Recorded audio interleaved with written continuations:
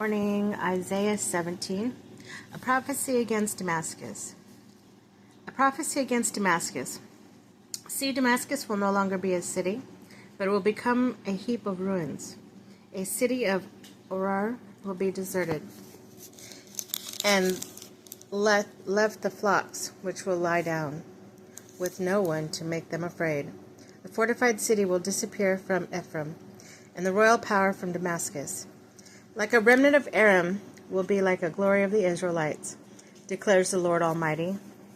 In that day, the glory of Jacob will fade. The fat of his body will waste away. It will be as when reapers harvest harvest the standing grain, gathering the grains in their arms, as when someone gleans heads of grain in the valley of Rephaim.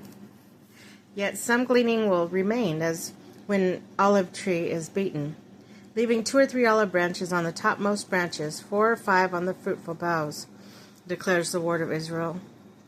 In that day the people will look to their Maker and turn their eyes to the Holy One of Israel. They will not look to the altars, the work of their hands, and they will have no regard for the Asherah poles and the incense altars their fingers have made. In that day, their strong cities which they left because of the Israelites will be like places abandoned to thickets and undergrowth, and all will be desolation. You have forgotten God your Savior. You have not remembered the rock of your fortress. Therefore, though you set out the finest plants and plant import vines, though on that day you set them out, you make them grow, and on the morning when you plant them, you bring them to bud. Yet the harvest will be as nothing in the days of disease and incurable pain. Woe to the many nations that rage. They rage like the raging sea. Woe to the peoples who roar. They roar like the roaring of great waters. Although the peoples roar like the roar of a surging waters, when he rebukes them, they flee far away.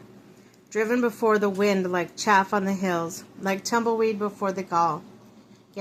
In the evening, sudden terror. Before the morning, they are gone. This is the portion of those who loot us, the lot of those who plunder us.